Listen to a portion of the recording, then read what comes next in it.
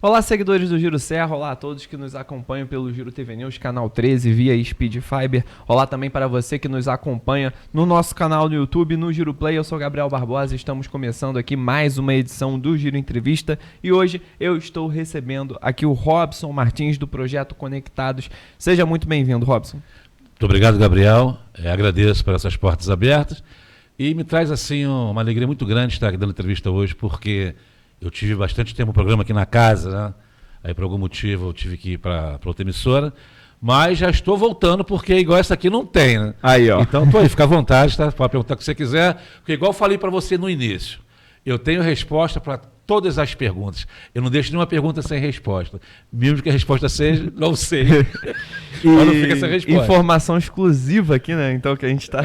vamos aguardar aí para essa data. Aguardemos as cenas dos próximos capítulos. Robson, eu queria falar um pouco então sobre o Projeto Conectados mesmo. Queria que você contasse nesse início um pouco da história do projeto, como você começou, depois que você abordasse um pouco mais como que começou essa história também de ter programa na televisão, de migrar também para o universo televisivo. Gostaria que você fizesse um resumo, um panorama geral um pouco sobre isso. Então, o que acontece? Eu sempre trabalhei com projetos, né? Eu e minha esposa, a André, beijo, amor.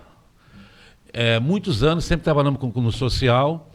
Aí, um certo período da minha vida, eu fui trabalhar como diretor da Leão 13 Petrópolis, na Fundação Leão 13. E eu sou formado em projetos, tá? Eu tenho essa formação, tenho essa pós, né? E aí eu fui para a Fundação Leão 13 e foi na época da pandemia. Eram 4 pessoas que deveriam estar trabalhando, mas só tinha uma lá na época. E eu fiquei com essa pessoa ali só um mês, porque ela tinha mais de 65 anos, e a pandemia chegando, e na época o governador mandou fechar tudo. Eu fiquei ali acho que uns 15, 20 dias com essa pessoa, e parou, fechou tudo. Só para você entender, Desconectados. Parou. E algum tempo depois nós retornamos, mas eles já não retornaram pela idade, que ele sozinho, e não ia ninguém na fundação. Eu falei, poxa, estranho, porque a fundação tem tanta coisa boa para oferecer, e eu fui nos arquivos para ver. Eu peguei 3 anos retroativos, dei uma olhada nas informações, e eles atendiam de 25 a 30 pessoas por mês. Eu falei, tem algo de errado nisso. E comecei ali a apostar o que a fundação fazia, o que tinha, o que eles ofereciam. E nisso daí, em 25 dias, eu atendi 687 pessoas. Na época, o Rio de Janeiro mandava para cá Petrópolis só 100 isenções, um formulário com 100. Não dava nem para o começo.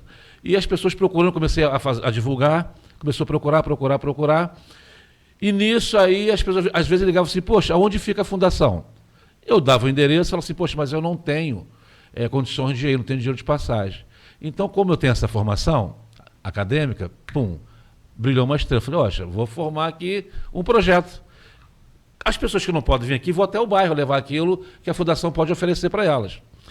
E levei o projeto, criei todo o projeto, toda a estrutura do projeto, como que funcionava, para a direção. Eles não quiseram porque não ia querer um dia mais de trabalho, fechou na sexta-feira, não ia querer trabalhar o sábado. Falei, poxa, então vou fazer por conta própria. Comecei, eu e minha esposa, peguei minha esposa, começamos a ir para os bairros. Comecei a divulgar para a liderança comunitária, presidente de associação, liderança comunitária, e eles agendavam uma data num sábado, eu ia para lá e levava a isenção de documentação, e as pessoas que iam ser atendidas traziam 1 quilo de alimento. Aí começou ali o projeto Conectados. Como eles não quiseram, eu comecei a fazer. Então, para não levar o nome da Fundação Leão 13, eu criei o projeto Conectados. E começou assim, bem pequenininho, bem humilde, levava lá aquilo que a Fundação oferecia, e a pessoa ia ser atendida no seu bairro, trazia ali 1 quilo de alimento. Aí eu pegava, fazia uns 3, 4 ações sociais, e na última semana eu pegava os alimentos, fazia a cesta básica, e lá na primeira semana do mês, onde que eu passei, levando a isenção e pegando alimento, eu voltava dando a cesta para aquelas pessoas, para aquelas pessoas que não tinham. E nisso daí, mas o que acontece? Quando era doação de alimento, vinha alimento muito repetido, tipo assim, muito açúcar e pouco feijão. Era difícil montar. Aí eu comecei a fazer o quê? Uma caixinha de leite. Então hoje o Projeto Conectados, ele tem vários tipos de coisas, são mais de 30 profissionais liberais envolvidos. Nós temos exame de vista gratuito. Tudo voluntário. Tudo voluntário, que deixa ele estar o seu fim de semana com a família para estar apoiando ali, ajudando uma comunidade. Então aí nasceu o Projeto Conectados. Eu já atendi em Petrópolis 57 mil pessoas. Só na semana passada,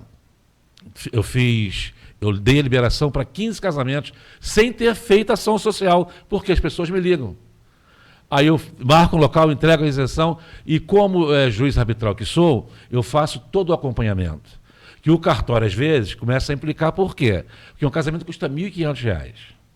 Aí você imagina, por mês eu costumo fazer 30, 40, 50 casamentos, quanto que o cartório deixou de ganhar. Só que é um direito constituído para essa pessoa, ela tem esse direito. Só que, infelizmente, se ela for sozinha ao cartório, ela não consegue. Então me procure, ali eu faço toda a documentação para ela, tudo que precisa, já chega no cartório com tudo mastigado, só chegar lá e entregar, tudo preparado, e eu faço o acompanhamento até aquilo que ela veio buscar comigo sair. Então tem corte de cabelo, e vamos toda a comunidade, todos os sábados, cada sábado numa comunidade diferente, de 9 da manhã a 1 da tarde. Então pegamos toda a equipe, o Projeto Conectados, a Clínica da Dor, então tem médico, advogado, dentista, todo esse envolvimento, levando para a comunidade gratuito, não paga nada. A pessoa que vai ser atendida só traz uma caixinha de leite. O documento mais barato, se ela fosse pagar, custa R$80. E o mais caro, R$1.500, podendo chegar a mais de R$2.000 se os dois cônjuges forem divorciados, tem que fazer uma verbação de divórcio. Um esquema mais burocrático. Aí chega a mais de R$2.000. Então você vê que uma caixinha de leite não é nada perante o valor daquilo que ela consegue na gratuidade ali. Então tem funcionado. Aí eu faço durante o mês, atendo às vezes 300, 400 pessoas por semana, e no final do mês, pego aquelas caixas de leite e vou até uma comunidade carente, aviso a liderança comunitária para trazer a quantidade certa de pessoas ali. Por quê? Para não chegar na hora e faltar para alguém, que é muito triste. Né? Ou sobrar. Também. Sobrar não sobra. Então, com a experiência, nós fomos aprendendo isso. Então, eu falo assim, olha, eu tenho aqui 15 dias para tanta família. Então, você traz tantas pessoas representando tanta quantidade de família para chegar e elas levarem. E, geralmente, a liderança comunitária, o presidente da Associação de Moradores, é ele que sabe que é as mais carentes do seu bairro. Então, ele sempre leva aquelas pessoas mais carentes. Tem funcionado.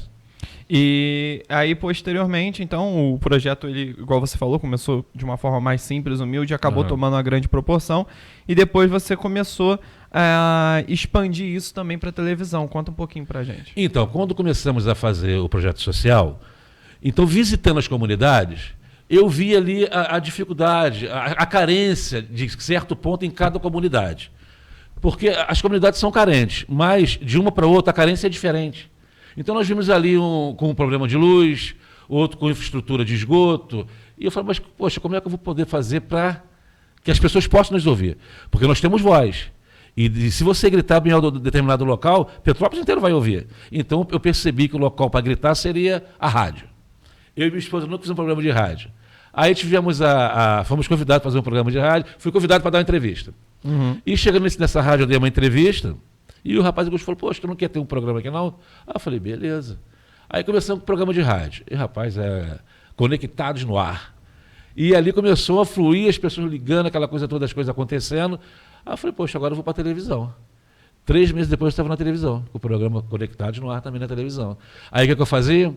Programa de entrevista, né? Levar as pessoas para fazer entrevista, mas também ia nos bairros, as pessoas falavam, olha, estou com a dificuldade aqui, isso não acontece, os governantes não vêm aqui dar uma olhada. Eu ia até o bairro com a minha equipe, fazia ali a entrevista com a pessoa, fazia a tomada, fazia as filmagens, trazia para o programa e cobrava. Né? Cobrava ali ao vivo e acompanhava. Depois que eles iam lá e resolviam o problema, nós também batíamos palmas e agradecíamos por aquilo que fizeram, que na realidade é obrigação deles, né? Sim. Mas por termos educação, nós também agradecíamos. Claro. E assim surgiu o Conectados no Ar, que foi o programa de maior sucesso, né, no horário de televisão, inclusive aqui no Girosserra, eu tenho gravado. Teve um dia que batemos o recorde em todo o estado do Rio de Janeiro. O recorde de audiência. Tem marcado até hoje. E foi algo, porque, tipo assim, começou com essas ações sociais, né? Igual você falou da caixa de leite, por exemplo, que eu acho que é um exemplo perfeito. E aí acabou que, devido à expansão do projeto, que você obrigatoriamente acabava fazendo ali essas ações para suprir as necessidades básicas, acabaram vindo demandas e necessidades da localidade, da região. E aí você encontrou essa forma, então, de estar dando esse suporte, de certa forma, para as pessoas também. Queria que você falasse um pouco sobre a experiência que você teve ano passado nas eleições. Queria que você contasse um pouco sobre essa experiência, até como a política como uma ferramenta também de poder expandir esse trabalho. Né? Então, veja bem, mesmo por ter a formação, né, eu nunca quis, eu sempre gostei de coordenar. Tanto que, graças a Deus, 98% dos candidatos que eu coordenei a campanha ganharam. Mas nesse envolvimento com a população, com ações sociais, com a associação de moradores, eles mesmos pediram, poxa, por que você não vem? O trabalho é tão bacana, poxa, já faz sem ter nada lá dentro. E detalhe, irmão, do bolso. E vou te ser muito sincero, tinha final de semana que não tinha dinheiro para gasolina, colocar no carro para ir. Nós dávamos um jeito e sempre conseguimos, nunca deixamos de estar no local onde fizemos ali a agenda, nunca. Sempre cumprimos com a agenda mesmo, com dificuldade. E eu comecei a pensar, falei, verdade, porque eu sou gestor público, pós-graduado em criações e manutenções de projetos sociais. Então eu já estou com essa formação. Sim. Então para mim é tranquilo, é fácil, porque gerir uma cidade é difícil para quem não sabe, para quem sabe não é difícil. Então eu falei, poxa, bacana, é uma ideia. Eu conversei com a minha esposa nunca gostou de política, nunca gostou, e ela veio amadurecer na ideia. Mas nós sabemos que fazer política sem dinheiro é difícil. Mas eu tinha uma promessa de R$400 mil para minha campanha. R$400 mil. Eu falei, tranquilo, dá para fazer. E comecei ali, porque se você conseguir entrar ali, as portas se abrem. Então isso que eu já faço com dificuldade, iríamos conseguir fazer com menos dificuldade e ampliar, trazer mais coisas também para a população. E nisso o que aconteceu? A verba que foi prometida não chegou. E eu tive que fazer a campanha. Eu, minha esposa, que não gosta de política, imagina, debaixo de chuva comigo. Sofreu, olha, que guerreira que a dona Andréia é. Beijo, amor. E andando comigo debaixo de chuva, debaixo de sol, de dia, de noite. E o meu pastor, também, pastor Regis, também me ajudando. Então, na rua mesmo, era nós três.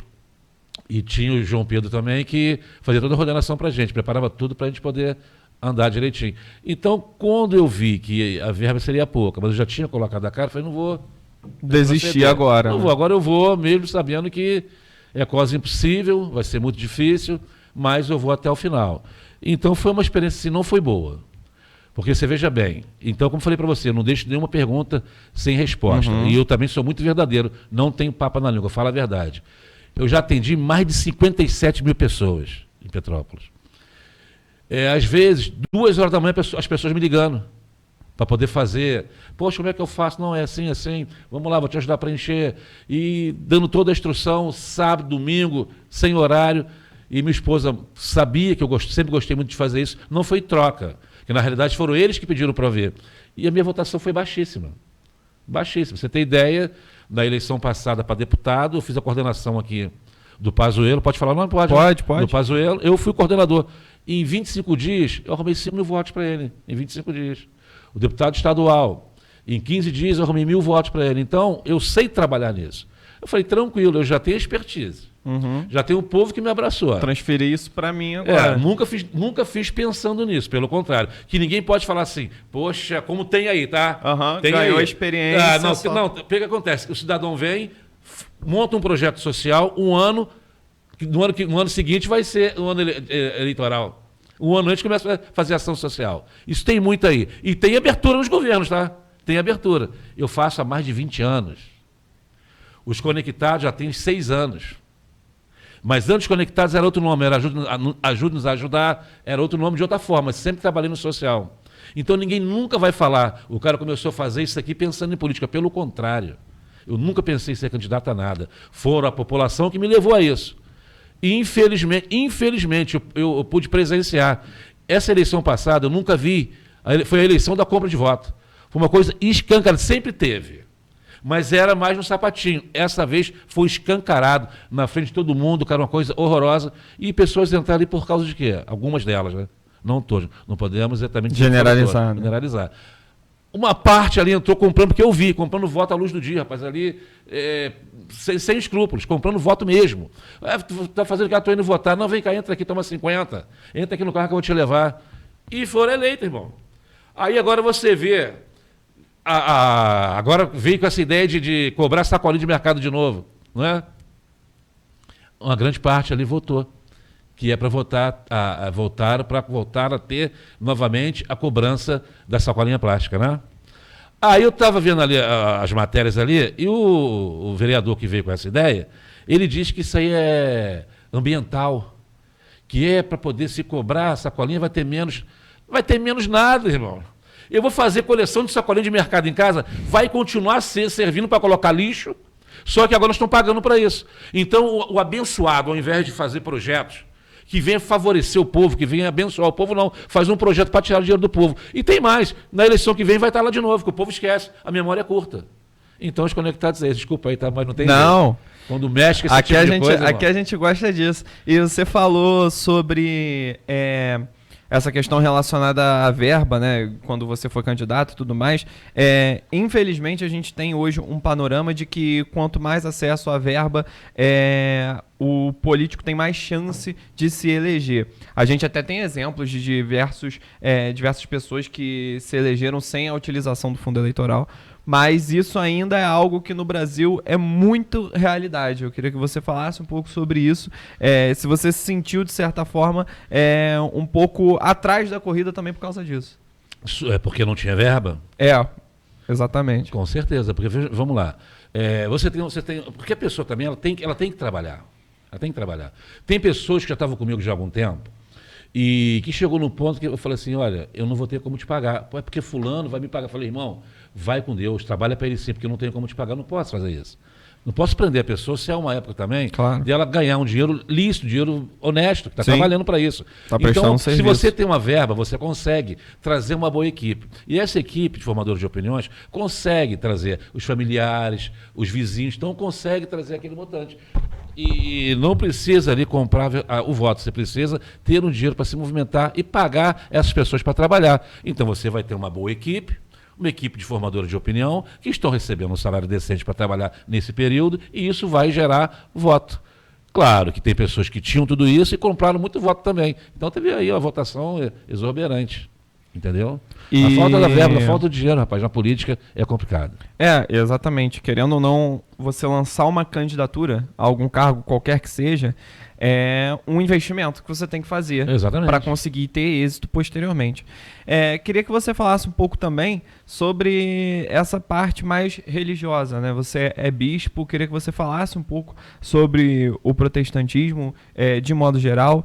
Queria que você comentasse um pouco também para as pessoas que estão nos acompanhando, pelo menos eu observo isso, independentemente de religião A, B, C ou D, eu observo que as pessoas cada vez mais, pelo menos, até conversei um pouco sobre isso no último podcast que eu estava gravando ainda hoje, as pessoas têm ficado um pouco fragilizadas espiritualmente. Eu observo isso na sociedade de modo geral, independentemente da religião que a pessoa compactue ou quando a pessoa não compactua com nenhuma religião. Então, queria que você falasse um pouco sobre essa sua história envolvendo a religião e falasse um pouco sobre isso também, sobre essa questão de muitas pessoas às vezes acabarem não cuidando da sua saúde espiritual, que pode ocasionar diversos problemas. Então, o que acontece, irmão? Eu vim para a religião pela dor. Eu não falo isso porque o testemunho que eu dou testemunho de vitória, de conquista, eu não dou testemunho triste, testemunho, né? Mas, em determinado momento, nós temos que falar sobre isso. Claro. Esse é um deles. Eu, como jovem, eu conhecia as drogas, né? Eu fui viciado em cocaína e eu era alcoólatra. Você tem ideia? Eu tomava 2 garrafas de cachaça por dia. Caramba. A minha casa, rapaz, você abria a porta para entrar, ela fedia cachaça. Porque eu não gostava de cerveja. Eu gostava de cachaça. E o cão é tão ruim que eu não ficava bêbado. Bebia, mas eu bebia, era muito, muito. E nisso tudo aí, o que acontece? Você vai perdendo um pouco do tino das coisas. As pessoas perdem o respeito por você. Você perde a sua identidade, né? E a minha esposa, a Andréia, ela começou a não suportar mais isso. Então o período, todo o culpado a culpa foi toda minha. Ficamos 3 meses separados. E minha mãe sempre orando por mim, minha falecida mãe, sempre buscando. A minha família, a grande maioria é evangélico, cristão protestante, que a gente conhece como crente evangélico. Então começou a buscar, sempre buscou, sempre estava ali, trazendo uma palavra. E quando eu perdi minha esposa, foi 3 meses separado, por causa da bebida, meu irmão começou a beber 6 horas da manhã. Eu era alcoólatra. Ali tu estava no fundo do poço. Meu peso era... Não, eu cheguei no fundo do poço e cavei mais um pouco. Cavei mais uns 3 metros para baixo ainda. O fundo do poço, para mim, não foi o final. Eu tive que cavar mais um pouco. Porque era cigarro, cocaína e cachaça. Então, eu bebi o dia inteiro e à noite ia para a comunidade cheirar cocaína. Meu peso era 63 quilos, imagina. Porque a cocaína, você não dorme, você não come, você vira um morto-vivo. Sim. E minha esposa não suportou aquilo que nenhuma mulher consegue suportar. Ela suportou até onde deu. E com 3 meses, eu me separei, fui ficar na casa da minha mãe, E minha mãe começou a conversar comigo, eu querendo reconstruir minha família novamente, né? Porque família é projeto de Deus.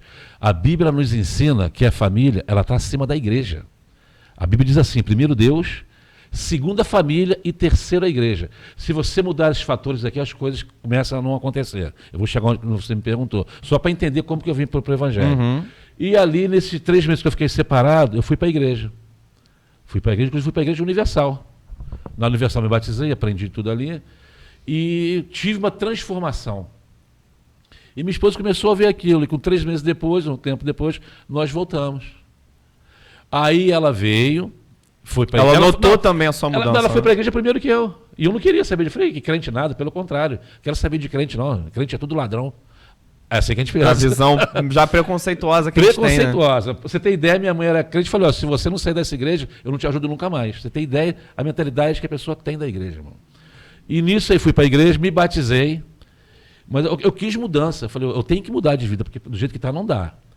Irmão, imagina um cara viciado, em cachaça, que eu era alcoólatra mesmo. Uhum. Viciado em cocaína, 2 maços de cigarro por dia.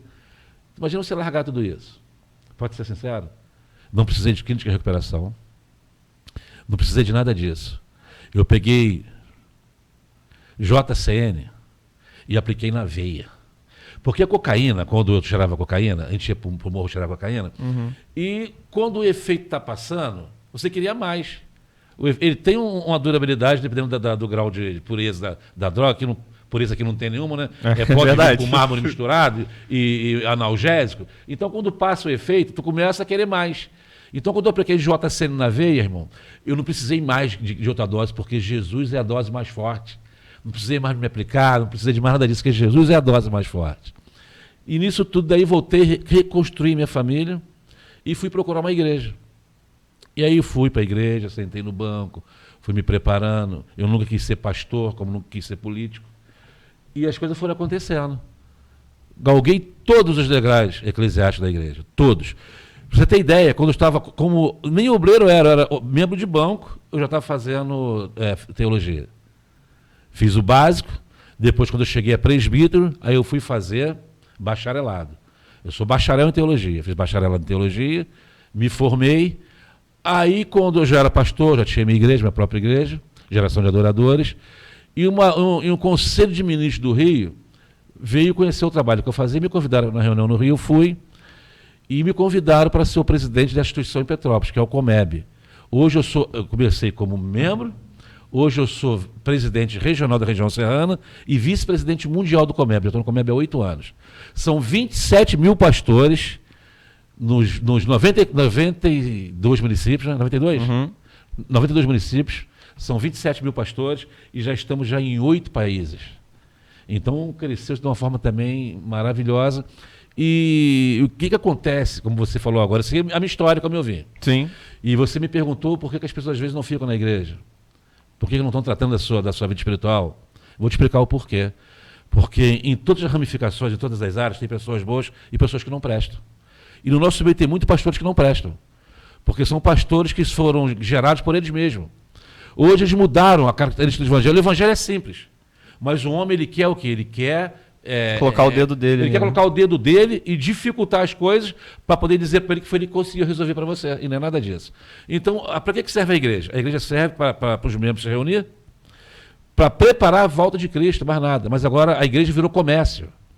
Você vê venda em cima de altar, você vê pedófilo em cima do altar, você vê nada contra, homossexualismo em cima do altar, nada contra, que tem igreja também deles. Sim. Mas em cima da igreja, mas embutido, enrustido. Aí tem uma vida promíscua.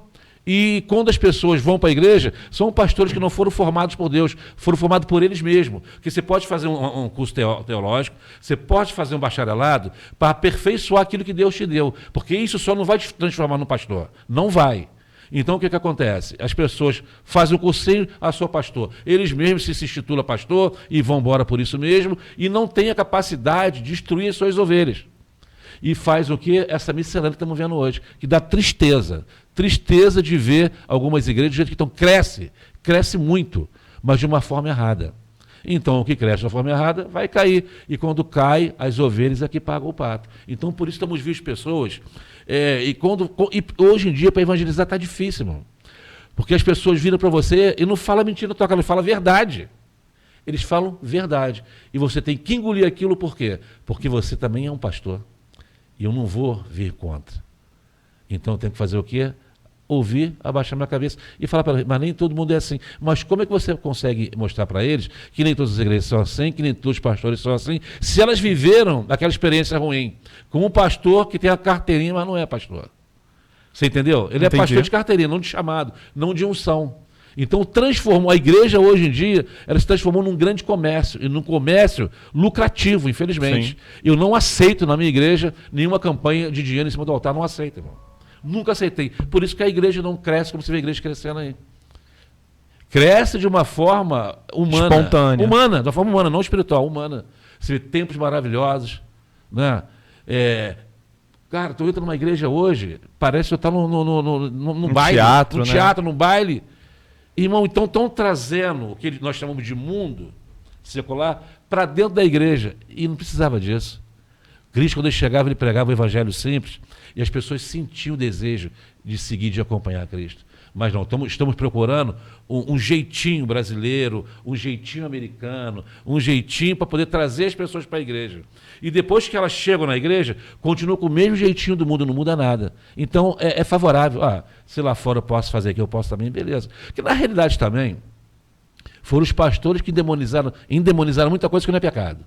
Pecado continua sendo pecado, mas eles ficam com a história de que isso é pecado, que aquilo é pecado, para depois chegar para você e destransformar aquilo, dizendo que foi eles que conseguiram aquilo na sua vida. Não é Deus que faz.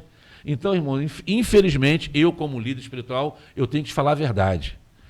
Tem 3 coisas que você não consegue esconder. Tu sabe quais são as 3 coisas? Não dá para tu esconder nunca. Tu pode tentar que tu não consegue. Pode conseguir por um tempinho. Sabe quais são as 3 coisas? Quais são? O sol, a lua e a verdade. Não dá para esconder. Então, uma hora a verdade vai vir à tona. Então, é melhor você sempre falar a verdade. Então, infelizmente, a grande maioria das igrejas se transformaram num ponto comercial. Aonde pode tudo, aonde se vende tudo, aonde vem cá, me dá o teu carro, me dá o teu dinheiro, que tu vai ser abençoado. Não vai ser abençoado nada, tu vai ficar duro, quebrado e a pé. Tá? Que com Deus não tem troca, querido. Deus, ele quer que você venha e que você entregue o seu coração para ele, que você venha seguir o que está na Bíblia.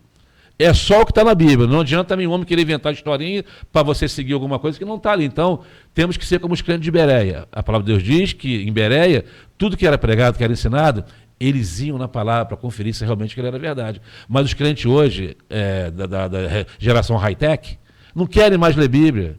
Não querem mais perder tempo com isso. Eles querem tudo mastigado. Então, não tem a mentalidade, não tem o conhecimento de pesquisar e de ver se aquilo que estão ensinando para eles é verdadeiro ou não. Aí ficam vivendo essa vida que daqui a pouco vai voltar a estaca zero. Vai sofrer de novo.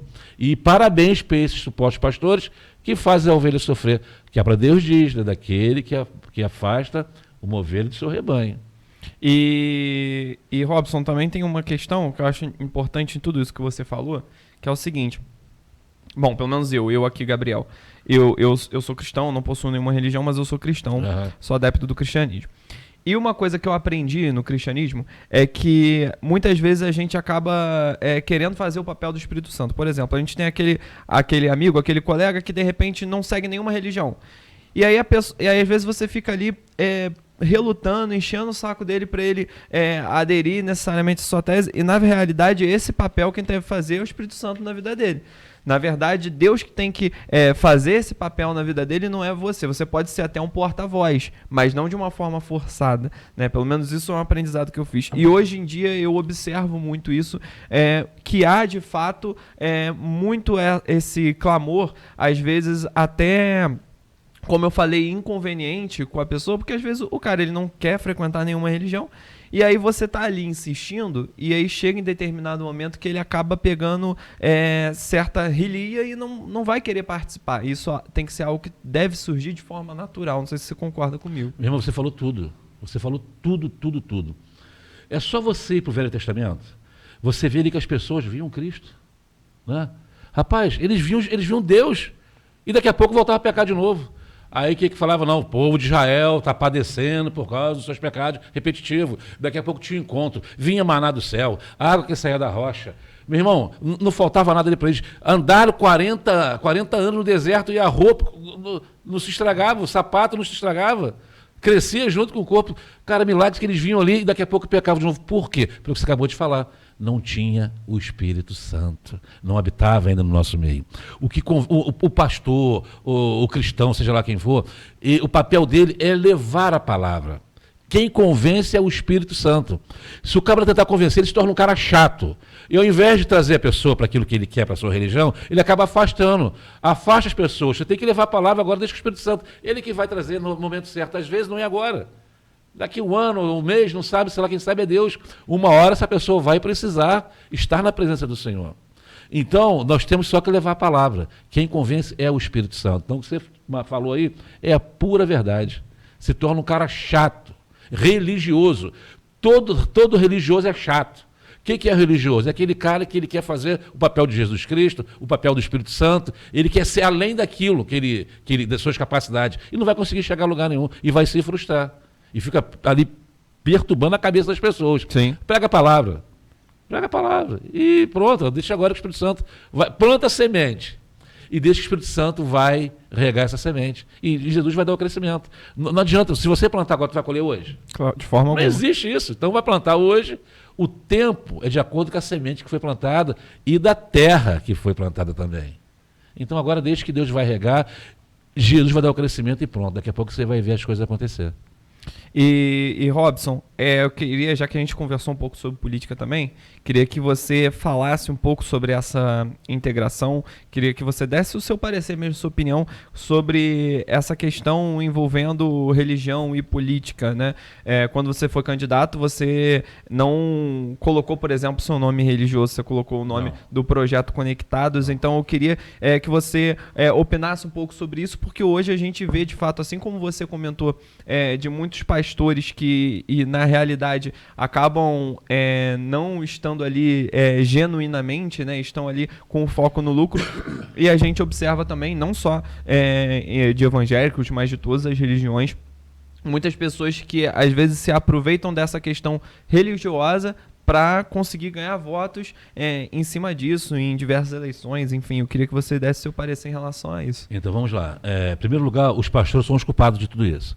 Hoje, a igreja evangélica, são poucas igrejas que têm uma ramificação política, são poucas. Eu te conto aqui no dedo, são 3 só. Porque o próprio pastor sempre falou para as ovelhas que política é do Satanás. E a Bíblia está recheada de política e de políticos, irmãos. Ela está recheada de políticos e de políticas. Então ele sempre disse que política é do diabo. E para você tirar isso da igreja é muito complicado. Segundo lugar, altar da igreja é para pregar a palavra. Altar da igreja não é para política. Nunca, esses anos todos que eu sou pastor, bispo, eu tenho minha igreja, eu nunca deixei político subir na igreja. Vamos lá, subir no altar, perdão. Mas se tem um político que ele é pastor, o pastor está subindo no altar da minha igreja. Sim. Eu não deixo falar de política. Nunca na minha igreja eu preguei, eu trouxe política para dentro da igreja. Nunca. Sempre gostei de política, sempre coordenei campanhas políticas. E o que eu fazia? Trazia liderança para uma reunião fora da igreja. Pode ser dentro da igreja, mas digo fora de dia de culto. Entendi, e fora de altar. Entendi. Olha lá, vamos lá. Eu resolvi apoiar fulano de tal, por isso pesquisei, preciso da ajuda de vocês. Vamos, então agora vamos nas ovelhas. Reunião com as ovelhas. Então quero que te ajude, isso. Não aceito em cima do altar política, não aceito. Como eu vi aí direto, pastores vendendo altar para política. Está errado, está super errado. A igreja tem que se envolver na política sim. A igreja tem, mas dessa forma. Os pastores trazendo num horário diferente, numa forma diferente, não trazendo... por exemplo, estou na minha igreja lá, o presidente da República, o nosso querido Lula, Inácio Lula da Silva, chegar na minha igreja, ele vai sentar no banco da frente, no altar, e não vai subir. E vou apresentar ele como autoridade. O nosso prefeito Hugo Ramos chegar na minha igreja, ele vai sentar numa cadeira na frente, onde ficam os pastores, onde fica ali na frente da igreja, no altar ele não vai subir e não vou apresentar ele como prefeito da cidade, uma autoridade. Então tem que saber diferenciar isso. Quando você consegue diferenciar isso, as coisas acontecem. Então você prestar atenção. Vamos lá, a igreja dificilmente vota em pastor. Não vota, dificilmente. O pastor consegue pedir ela para votar outra pessoa, elas votam. Mas no pastor ela não vota. Por quê? A igreja acha que o pastor não tem que estar ali. Não, vou perder meu pastor, não vai perder nada, mas eles acham que vai perder. Não, Caramba. se o meu pastor for eleito vereador, nós não vamos mais ter o pastor na igreja. Eles não votam, irmão, não votam. Mas chegar e falar, eu queria que votasse aqui no Joãozinho, que ele vai nos representar, ele vai abrir a porta para as demandas da igreja, eles votam. É impressionante. Irmão, eu arrumei 6 mil votos para o meu candidato em 25 dias. E para mim mesmo eu consegui 300 votos, 200 e poucos votos. Você está entendendo? Mesmo com Eu toda essa... não sabia disso. Não vota, não esquece, não vota. Por quê? Porque os próprios pastores, primeiro, já demonizaram a política dentro da igreja. Mas dos 10, 15 anos para cá, isso foi mudando. Mas na cabeça deles ainda existe que não vou votar no pastor, que vou perder o meu pastor. Lá não é lugar de pastor é dentro da igreja. Lugar de pastor onde que ele quiser estar, querido. Onde ele quiser estar. Desde que ele não se corrompa. Ele seja corrompível. Sim. Então, infelizmente, acontece isso, tá? O pastor não consegue se eleger, mas todas as pessoas que ele põe a mão se elege. Ele consegue trazer isso. Tá aí uma coisa que eu de fato, eu não sabia. Vai prestar atenção nisso. Disso. Você tem ideia, vamos lá. Posso falar aqui o nome das igrejas? Pode. As 3 igrejas que têm a ramificação política. A Deus é Amor, a Universal e a Igreja da Graça. Eu acho que em Petrópolis deve ter mais de 10 mil membros da Igreja Universal. Petrópolis inteira. Não elegeram o pastor da Universal, não foi eleito. Ele veio candidato a vereador. Não elegeram. E a Universal tem ramificação política, tá? Eles têm essa linha política. Aí tu imagina uma Assembleia, uma Deus é Amor, essas outras igrejas que não têm, as igrejas pentecostais, né? Que são chamadas de neopentecostais e pentecostais. Elas não têm esse veio político. Então eles não votam no crente, não votam. Vamos falar crente, né? A questão do crente, não votam. Eles votam naquilo que o pastor pediu, na pessoa, mas no pastor ele não vota.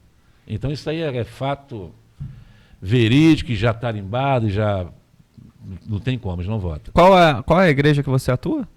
Eu sou Geração de Adoradores e sou presidente regional, região serrana e mundial do COMEB, que é Conselho de Ministros Evangélicos no Brasil e no Exterior. Vai aqui um abraço para o nosso presidente, que é o Apóstolo Açoeiro. E não posso esquecer também de mandar um abraço para meu grande irmão, José Luiz Marus, que hoje ele está no governo do Ingo, ele é o coordenador dos 64 bairros em Petrópolis. Todas as demandas passam por ele, um cara muito ativo, um cara guerreiro. Marujo, um abraço, querido. Tiro o chapéu para você que tu é guerreiro, hein? E, Robson, como é que é a sua rotina no dia a dia, conciliando a questão religiosa e a questão do projeto Conectados? Queria que você falasse um pouco mais sobre a sua rotina mesmo. Como, questão de horários, como você consegue regrar e também, é claro, tendo aquele tempo ali com a família e tudo mais, né? Então, irmão, vou ser muito sincero. Eu falei para você que não tem 2 conversas. Antes da eleição, igual eu falei para você, 2 horas da manhã, sábado, domingo, irmão, não tinha. O horário, minha esposa, poxa, hora não, daí pera um instantinho, eu jantando, o pessoal ligando, eu parava de jantar para atender, para explicar a situação toda. Hoje eu não faço mais, estou te sendo sincero. Hoje, me liga até às 17 horas que eu resolvo para você. E sábado também, domingo já não atendo mais também. Então não faço mais, não faço também porque eu achei que ali foi terrível o que aconteceu. Então, continuo fazendo porque eu amo fazer isso. Sim. Amo. Mas agora eu regrei um pouco também. Porque senão você acaba abdicando da vida pessoal. Então, continuo fazendo. Pode me ligar até às 17 horas que eu dou isenção, porque estou começando a fazer agora agendas conectados para ir aos bairros. Né? Mas mesmo assim eu atendo por telefone. As pessoas falam, poxa, fala que você consegue isso. Não, eu consigo, vamos lá. Faço uma entrevista com a pessoa para ver se ela se encaixa na lei da hipossuficiência. Tem toda a questão de um perfil, não, né? Tem a lei da hipossuficiência. A pessoa não pode ganhar além do valor tal, senão ela está fora da lei. Sim. E a arriscada até ela receber um processo. Então, conversa com a pessoa, faço ali um bate-papo com ela, uma entrevista, e se ela se encaixar, eu dou a isenção para ela, ajuda a preencher, todos os documentos, ajuda a tirar os documentos que não tem, eu tenho isenção para todos os documentos, faço tudo para aquela pessoa, ela chega no cartório só entregar e dar entrada no casamento, na certidão de nascimento, seja que for de óbito, averbação de divórcio, liberação da serviço militar, qualquer dessas coisas, eu vejo se ela se encaixa. Se encaixou, eu faço para ela. Mas hoje eu determinei só até 5 horas da tarde. E como pastor, é 24 horas por dia, não tem jeito. Isso não dá para você fugir. Não tem como ver ele te ligar e você não socorrer. A maioria dos pastores não fazem, mas eu faço por quê? Porque eu não sou um pastor de carteirinha. Eu fui chamado por Deus para ser pastor. Então não dá uma pessoa estar ali com dificuldade e não atender. Claro, não obviamente. Vou socorrer. Sim. Agora, na ação social, do lado social, eu atendendo ela agora ou amanhã, não tem diferença. ela vai conseguir aquilo que eu vou levar para ela, não está morrendo por isso. Mas a ovelha não, está sofrendo uma situação, a gente não sabe o que é. Ah, não pode ser amanhã. E às vezes ela acontece também, acredito eu que já aconteceu, da pessoa às vezes nem saber o que é também. A própria pessoa não saber o que está ali acontecendo com ela, não ter tipo, ciência. Um momento de angústia, né? Com angústia, com ansiedade assim, não sabe o que está acontecendo, não sabe o motivo e buscar ajuda, né? Provavelmente já aconteceu contigo isso. Isso acontece toda hora. Toda hora. E o pastor que não atende, vou dizer uma coisa, é triste isso, porque a ovelha, ela viu no pastor ali uma ponte de salvação. Ela fala, poxa, vou procurar meu pastor. Ela tem a certeza que o pastor vai trazer a solução daquilo para ela. Muitas das vezes não conseguimos trazer a solução, claro, mas ajudamos a achar a solução. Sim. Então a pessoa, né? Nós somos o porto seguro dessas pessoas. Então elas nos procuram. Imagina você falar, agora eu não posso, não. Procura amanhã. Aí vai uma pessoa se suicidou, e aí? O sangue vai ser cobrado de quem? Isso acontece, irmão. O suicídio até mesmo entre pastores. E eu sou diretor de uma escola chamada OSEB, que é Ordem de Capelania no Brasil. Eu já formei mais de 30 mil capelães no estado do Rio, mais de 5 mil em Petrópolis. E uma das aulas é psicologia cognitiva. Ali a pessoa que vai dar aula, ela fala sobre isso. Então tem muito suicídio no nosso meio, muito. Infelizmente, porque às vezes ela não consegue o socorro que ela precisa. Porque, irmãos, a igreja grande é bonita? É. Mas eu posso ser sincero? Eu prefiro ter uma igreja com 100 pessoas do que com 1000. Eu não vou conseguir. Fica mais próximo, né? Eu não vou conseguir tratar 1000 ovelhas, mas não vou conseguir. Poxa, eu tenho 1000 ovelhas, status, né? Tá entrando o dízimo de 1000 ovelhas, financeiro, legal, beleza, vou até tirar um salário bacana para mim. Mas eu não vou conseguir tratar dessas 1000 ovelhas, irmão. 100 eu consigo. Você vê que até no romano, né? No exército romano tinha o quê? O centurião, que era o quê? Um comandante de 100. Então era dividido ali o exército. Na cada comandante comandava um pelotão com 100 soldados, que com 100 ele consegue controlar. A igreja é a mesma coisa. Mais de 100 é difícil você conseguir. Aí você vai colocar qualquer pessoa que agora tem agora um novo modismo na igreja, que é a igreja em células. Uhum. Como é que funciona a igreja em células? Você pega, geralmente os cultos nos lares, você traz ali G12, né? Você traz 12 pessoas, vai ser meus 12 líderes. Aí, quando passou de 12, você na quantidade, esses 12 aqui agora, eles vão ser líderes nas suas casas de mais uma quantidade de pessoas. Irmão, a pessoa não está preparada para tomar conta de ninguém. Cresce, incha, daqui a pouco, pum, sai. Da mesma proporção que entra, sai. E sai pessoas machucadas, feridas. Por quê? Porque foram tratadas por pessoas que não têm a capacidade de tratar nem dela mesmo. Tratar de pessoas é uma coisa muito complicada, muito difícil. Você tem que estar bem preparado para isso mesmo. Não é você lidar com uma matéria, com qualquer outra coisa ali que não seja ser humano. É muito complicado. É muito complicado. E quando eu te pergunto... É importante você falar essa questão aí mais da saúde mental também, porque quando eu te perguntei sobre essa questão da saúde espiritual, querendo ou não, tem a ver, são coisas que estão interligadas, não tem jeito. E a gente observa também uma demanda hoje muito grande das pessoas buscando esse refúgio na religião, principalmente por causa de diversas situações de saúde mental. E às vezes a gente sabe que às vezes a pessoa ela tem uma vida ali redondinha. Não falta nada para ela, nunca faltou nada, ela tem um emprego estável, mas tem algo ali faltando. Tem algo ali faltando que faz com que a pessoa desenvolva problemas psicológicos. E também a igreja ela atua também nisso, um auxílio na pessoa nessa questão.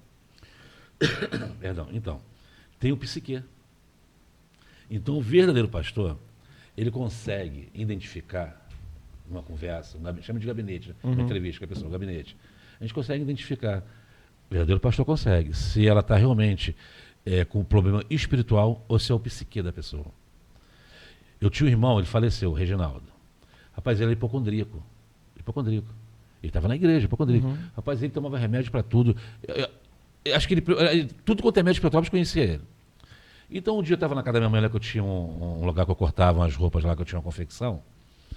E ele chegou com dor de estômago, tá? Sempre dor de estômago. Aí eu já conhecia a peça. Sim. Olha só. Ele veio, poxa, o que foi, Bibiu? Chama de Bibiu. Não, eu tô com uma dor de estômago. Eu tenho um santo remédio para você, Bibiu. Eu estava com uma caixinha de tic-tac no bolso. Peguei 3 tic-tac, falei, pode tomar que isso aí daqui a meia hora tá bonzinho. Daqui a pouco chegou ele perguntando o nome do remédio, que estava bonzinho. Tu tem que entender se a pessoa realmente tem um problema espiritual ou se é do psique, se é do corpo, se é do corpo humano.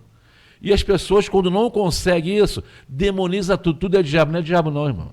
Pessoas às vezes dão... Aí são coisas até relativamente simples, né? Simples, você tem que entender o que a pessoa está passando. Então, esse curso de capelania, nós ensinamos isso também. O capelão, ele tem que entender, porque o capelão, ele vai fazer assistência, eles acham que vai assistir o doente. Não vai. O capelão é o elo da pessoa que está enferma para a família, ele vai tratar da família. Quem trata de doente é médico, não é capelão. Ele vai até o enfermo, no hospital, a pessoa que está enferma, para saber como é que está, se está sendo tratada, se não está, e levar para a família. Então ele vai tratar da família que está ali do lado de fora, com esse problema, ela está ali debilitada. Às vezes até mais do que a pessoa que está doente, porque ela está sendo tratada pelo especialista da área. Então tudo isso, o pastor ele tem que saber tudo isso. E quando o pastor não está preparado para isso, ele olha e fala que tudo é demônio. Se tropeçar na rua, fala, sai Satanás, não é uma pedra, irmão. Não é Satanás, é pedra. Então, mas a verdade é essa, então não sabe separar as coisas. E quando você conversa com a pessoa, tu percebe. Se ela está perturbada mesmo por espírito maligno, você não está. E tem pessoas que não conseguem ver isso e fala que é demônio em tudo. E faz tudo essa na vida da pessoa é diferenciação, demônio. né? Aí o que acontece? Coloca demônio onde não tem. Aí o camarada, além de estar com sua psique preocupado, aí complicado, agora vai estar endemoniado também, porque o diabo vai entrar e vai fazer a festa. Então, igual eu falei para você, tem pastores que complicam mais do que resolve. E infelizmente eu tenho que falar isso. Por isso que a gente vê também, eu particularmente não conheço, mas a gente vê também, até em entrevistas em podcasts, que tem pastores que acabam, após toda a formação ali teológica e tudo mais, muitos acabam indo estudar psicologia também para conseguir fazer essa diferenciação. Existem muitos pastores que fazem esse tipo de trabalho também, até para tornar o trabalho mais completo. Então, algumas igrejas, o que acontece? Vai muito da liderança, que tem um líder. Já ouviu aquela história que você não pode brilhar mais que o rei? Isso tem na política muito, você não pode brilhar mais que o rei. Na igreja também. Quando o pastor, a maioria dos pastores, quando identifica uma pessoa que ela é muito inteligente, que ela tem uma capacidade legal, às vezes eles, deixa de lado, não, esse cara vai brilhar mais do que eu aqui. Então o pastor tem que abrir portas. Tem esse negócio do ego, né? Tem, para as pessoas aprenderem. Para aprenderem. Então, se ela tem condições de fazer uma psicologia, deixa fazer. A pessoa tem que ter uma profissão, ela tem que estudar. Se ela está apta para isso, e o pastor também deveria ser psicólogo. Porque você consegue, igual eu falei para você consegue, numa conversa, identificar a ramificação daquele problema que a pessoa está tendo na vida dela. Qual é a raiz do problema? Se é do psique ou se é do espiritual. E isso aí o psicólogo tira isso de letra, né?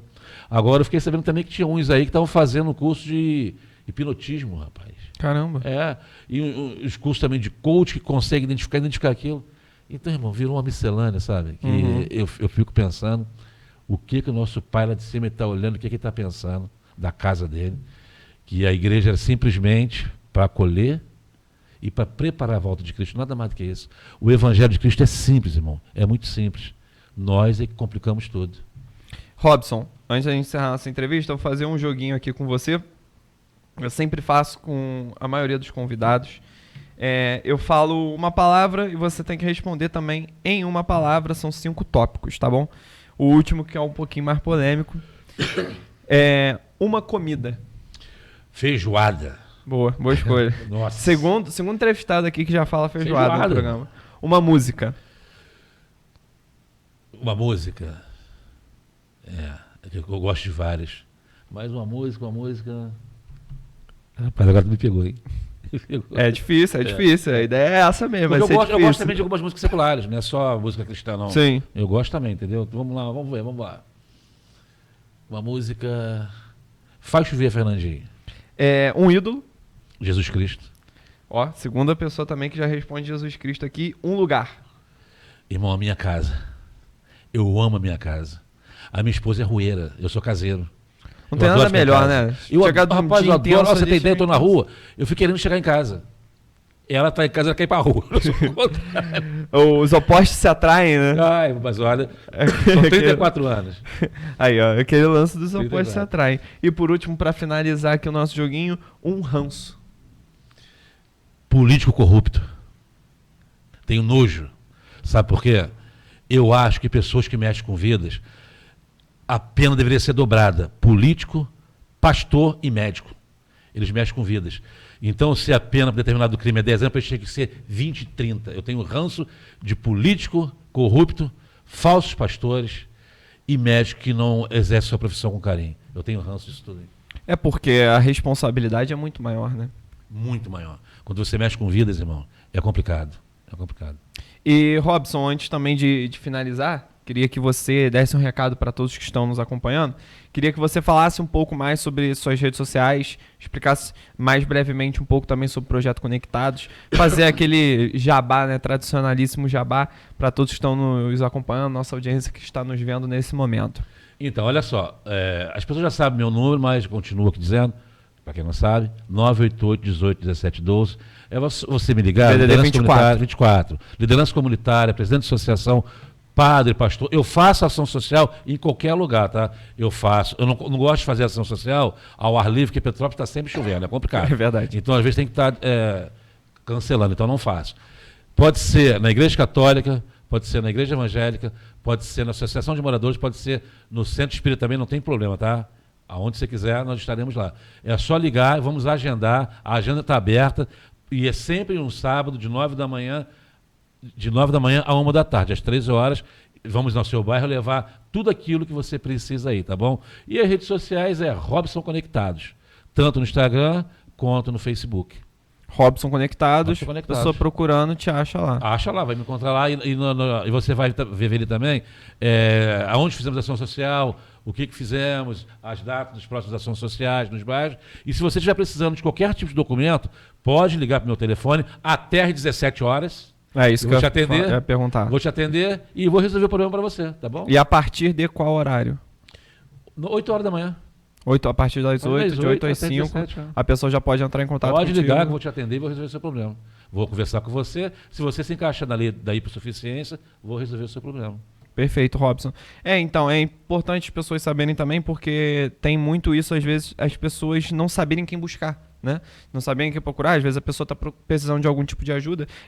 Você deu o exemplo lá no início do nosso programa da caixa de leite, por exemplo. Às vezes a pessoa precisa de uma cesta básica, precisa de algo, vai ter o projeto ali podendo ajudar. E lembrando, gente, para quem está nos acompanhando, que é uma ação social totalmente sem fins lucrativos. Não cobramos né? nada. É uma ação Nem social a gasolina para ir lá nós cobramos. totalmente gratuita. Totalmente gratuito. Claro, vai levar uma caixinha de leite, mas Sim. uma caixinha de leite custa 5, 6 reais. O Obviamente. documento mais barato custa 80. Corte de cabelo, exame de vista, tudo grátis. Tá bom, irmão? Então é isso daí. Então perfeito, Robson. Eu quero te agradecer novamente então pela sua participação. Gostaria muito de agradecer. Quero agradecer a audiência de todos também que estiveram conosco em mais essa edição do Giro Entrevista. Lembrando que o Giro Entrevista, ele ocorre toda sexta-feira, 8 horas da noite, aqui no Giro TV News, canal 13, via Speed Fiber. Você acompanha o nosso programa. Você também pode nos acompanhar no nosso canal do YouTube, no Giro Play. Lembrando que lá, os episódios, após serem exibidos, eles ficam lá para você assistir. Então, caso você queira reassistir, ou então você chegou na metade aqui do nosso programa, você pode entrar lá no YouTube, você pode procurar sempre pela data na qual a entrevista foi realizada. Então, por exemplo, nesta sexta-feira na qual você está acompanhando esse episódio aqui, você coloca Giro Entrevista, dia tal, e aí você vai achar lá no Giro Play, nosso canal no YouTube, o episódio completo na íntegra para você acompanhar, caso você tenha chegado posteriormente ao início do programa, não tenha acompanhado tudo, queira acompanhar ele completo. Então, faltou aquele trechinho, você pode acompanhar lá. Lembrando novamente, você pode seguir as nossas redes sociais, Giro TV News, no Instagram e no Facebook. Lá a gente também anuncia os horários dos programas, a gente anuncia também quando o programa será exibido. Então a gente sempre faz esse trabalho bacana para você nos acompanhar. Então esse é o recado geral que eu tenho para passar para vocês, continuarem acompanhando o nosso querido Giro Entrevista. Lembrando que mais e mais episódios ainda estão por vir com diversas personalidades diferentes. Lembrando que aqui no canal 13 via Speed Fiber a gente está fazendo diversos conteúdos originais próprios da casa também. Temos novidades ainda por vir, então eu espero que vocês acompanhem, tudo bem? Bom, eu sou Gabriel Barbosa, esta foi mais uma edição do Giro Entrevista. Quero agradecer a audiência de todos que estiveram aqui conosco neste momento e até a próxima.